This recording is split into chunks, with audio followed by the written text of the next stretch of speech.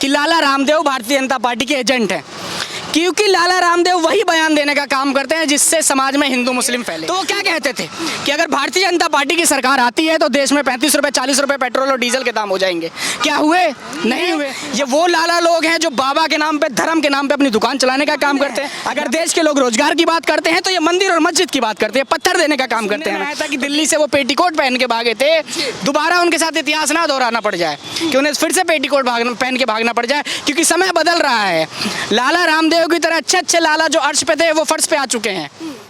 नमस्कार, आप देख रहे हैं DS4। मैं हूं आपके साथ नफीसा, और इस वक्त जो बातचीत करने के लिए हमारे साथ मेहमान है वो अंशुल ठाकुर जी, जो सामाजिक और राजनीतिक मुद्दों पर हमेशा अपनी राय रखते हैं। रामदेव बाबा का बयान आप सब तक पहुंच चुका है क्योंकि मामला तूल पकड़ा, और ऐसे में फिर से हम उसी मुद्दे पर बातचीत करने के लिए अंशुल जी से जानेंगे कि अंशुल जी, इस्लाम धर्म की परिभाषा बता रहे हैं बाबा जी, कुछ समझ में आया आप? देखिए, सबसे पहले मैं आपके चैनल के दर्शकों को बताना चाहता हूँ और आपको बताना चाहता हूँ, बाबा रामदेव नहीं, वो लाला रामदेव हैं। जो कहीं बाबा कह के या बाबा के नाम को बदनाम करने का काम मत करिए। अगर वो बाबा होते तो इस तरीके से किसी के धर्म पे और किसी आस्था पे इस तरीके से कुठारघात नहीं करते।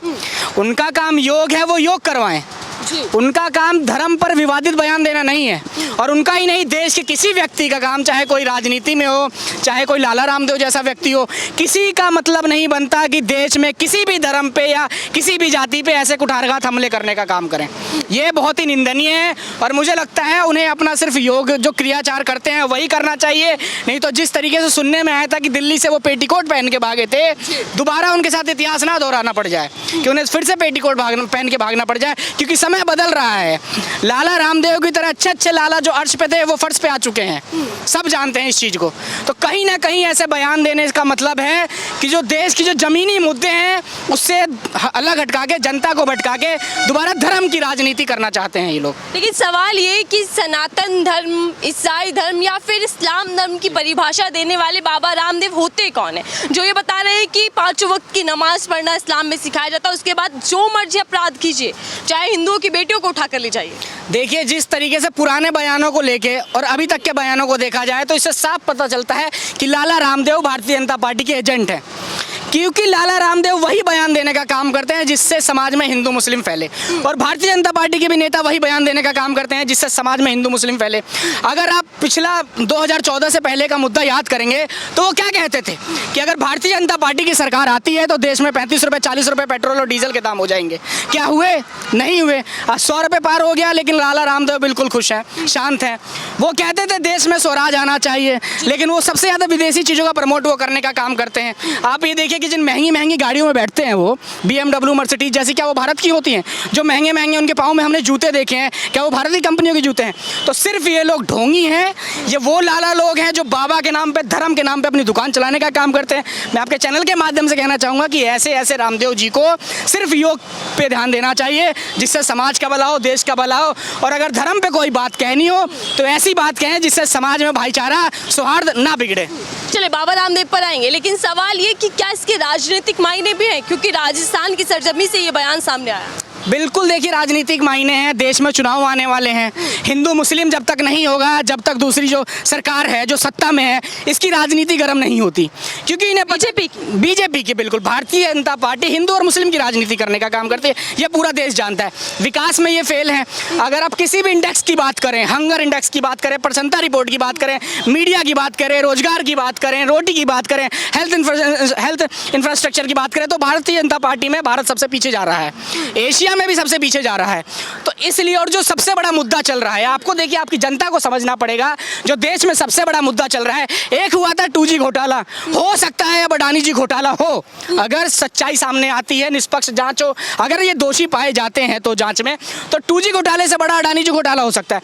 तो तमाम ऐसे मुद्दे हैं जिससे भारतीय जनता पार्टी घिरी जाएगी, सरकार घिरी जाएगी। तो इन्हें पता है कि जो धरातल के मुद्दे हैं, इन्हें धर्म के नाम पे भटकाया जाता है। तो मैंने बताया, ये पार्टी एक पार्टी के एजेंट हैं। जिस तौर पर ये ऐसे बयान देने का काम कर रहे हैं जिससे ये बजट में जिस तरीके से कटौती की गई, शिक्षा की, रोजगार की, किसानों की, मनरेगा की, सारी कटौती पे जनता बात ना करे, इतने बड़े बड़े घोटाले की बात ना करे। जैसे LIC जैसी कंपनियां हमारी संकट में है, भारत के तमाम बैंकों के शेयर गिर चुके हैं, लोगों का आम जन का पैसा जो 1500 रुपये कमाता था उसके भी पैसे डूब गए, जो 1.5 लाख कमाता था उसके भी डूब गए, जो 15,000 कमाता था उसके भी डूब गए। तो सारे बयान ये इसीलिए दिए जाते हैं ताकि ये धरातल के मुद्दों को छोड़ के देश की जनता हिंदू और मुस्लिम में फंसी रहे और इस सरकार की रोटी गर्म होती रहे। आप ये कहना चाह रहे हैं कि अडानी मामले में सरकार भी चपेटे में आने वाली है, इसीलिए इस मुद्दे से भटकाया जा रहा है? देखिए, अगर सरकार चपेटे में नहीं आती तो आप ये बताइए, जो देश की सदन है, संसद है, उसमें भारतीय जनता पार्टी, मोदी सरकार क्यों बच रही है चर्चा करने के लिए? भाई विपक्ष के लोग JPC की मांग कर रहे हैं, आप उस पर जांच के लिए क्यों नहीं तैयार हो रहे? आप चर्चा से क्यों बचने का काम कर रहे हैं? आपको पता है आप चर्चा से इसलिए बचने का काम कर रहे हैं ताकि आपको पता है कि इसमें आपके लोग लपेटे में आ सकते हैं। और साहब का और दूसरे साहब का, जो देश के उद्योगपति थे 3 नंबर के, उनका रिश्ता तो गुजरात से है भाई, उनको तो जहाज में भी देखा गया है।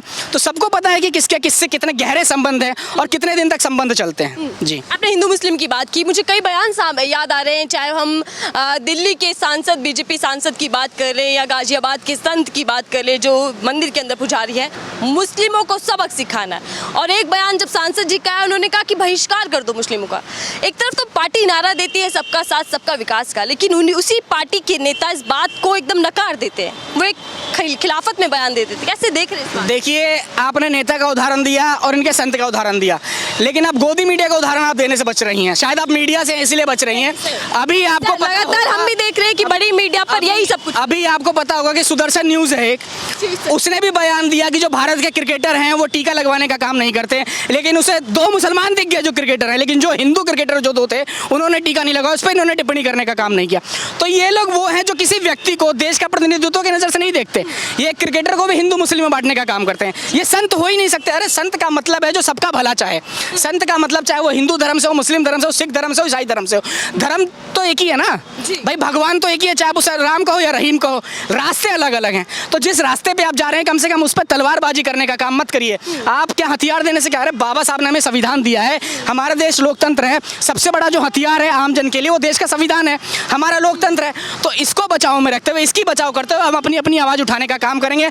और देश की जनता को पता है कि भारतीय जनता पार्टी के लोग, भारतीय जनता पार्टी के नेता किस तरीके से धर्म के ऊपर बयान देने का काम करते हैं, किस तरीके से बेटियों के साथ उन्होंने अन्याय करने का काम किया है। उत्तर प्रदेश में ही देखिए, कुलदीप सिंह सेंगर, चिन्मयानंद जैसे लोगों के ऊपर बलात्कार के आरोप लगे हैं, ये लोग जेल में बंद हैं, कोई किसी के ऊपर कानूनी कार्रवाई चल रही है। तो देश की जनता को पता है धर्म की कितनी भी रोटी बेलना चाहें, लोगों की जो आखिरी जरूरत है वो रोटी और रोजगार की है। ये देश की जनता को समझना पड़ेगा। अंशुल जी, क्या इस तरीके की बयानबाजी किसी भी नेता या ऐसे चेहरे को देनी चाहिए जिसको समाज पूछता हो, मानता हो कि नफरत फैलाओ, मुस्लिमों के विरोधी बन जाओ या हिंदू खतरे में, इस तरीके की बयान जो सामने आते हैं, क्या देने चाहिए? देखिए, लोकतंत्र में बिल्कुल सही नहीं है किसी भी डेमोक्रेटिक देश में किसी भी धर्म के ऊपर कोई आरोप लगाना या ऐसे बयान देना जिससे किसी भी धार्मिक लोगों की आस्था को ठेस पहुंचे। भाई, आपका धर्म अलग हो सकता है, आप अपने धर्म को मान सकते हैं, लेकिन हमारा संविधान कहीं से कहीं तक इजाजत नहीं देता कि आप दूसरे के धर्म को नीचे दिखाएं या दूसरे की जाति को नीचे दिखाएं, दूसरे के विचारधारा को नीचे दिखाएं। आप अपने धर्म की विशेषता बता सकते हैं, लेकिन दूसरे के धर्म को क्रिटिसाइज भी नहीं कर सकते। भाई, धर्म जो हमारा है, आस्था हमारा है, वो हमारे घर का मामला है, हमारा व्यक्तिगत मामला है, लेकिन धर्म के नाम पे देश के लोगों को गुमराह करना, युवाओं को गुमराह करना। स्वामी विवेकानंद ने कहा था, जब 1893 में शिकागो में जब धर्म संसद चल रहा था, धर्म संसद, तो उन्होंने कहा था देश के लोगों, पूरब के लोगों को रोटी की जरूरत है, और रोटी के नाम पे जो पत्थर देने का काम करता है वो देश की जनता के साथ अन्याय करने का काम कर रहा है। आज भारतीय जनता पार्टी की सरकार, मोदी सरकार और मोदी सरकार के लोग जो इनके नुमाइंदे हैं, अगर देश के लोग रोजगार की बात करते हैं तो ये मंदिर और मस्जिद की बात करते हैं, पत्थर देने का काम करते हैं हमें। तो देश की जनता को पता है कि ये लोग सिर्फ धर्म के नाम पे हमें ठगने का काम कर रहे हैं और लगातार 2014 के बाद से लगातार ठगने का काम कर रहे हैं। तो मुझे लगता है बदलाव होगा। बाबा रामदेव पर कार्यवाही होगी, क्या होनी भी चाहिए? देखिए, कार्रवाई हो ना हो, बाजार के मालिक इनके लोग हैं, बाजार के मालिक इनके लोग हैं, पता नहीं कार्रवाई हो ना हो, लेकिन नैतिकता कहती है, लोकतंत्र कहता है, संविधान कहता है कि बाबा रामदेव पे ही नहीं, जो भी ऐसे लोग हैं जिन्होंने बयान दिए कि तुम मुझे मेरा साथ दो, मैं हिंदू राष्ट्र दूंगा, जो भी ऐसे लोग हो, इनके ऊपर कार्रवाई होनी चाहिए। लोकतंत्र हमारा कहता है, संविधान हमारा कहता है। चलिए ठीक है, बहुत बहुत धन्यवाद अंशुल जी हमारे साथ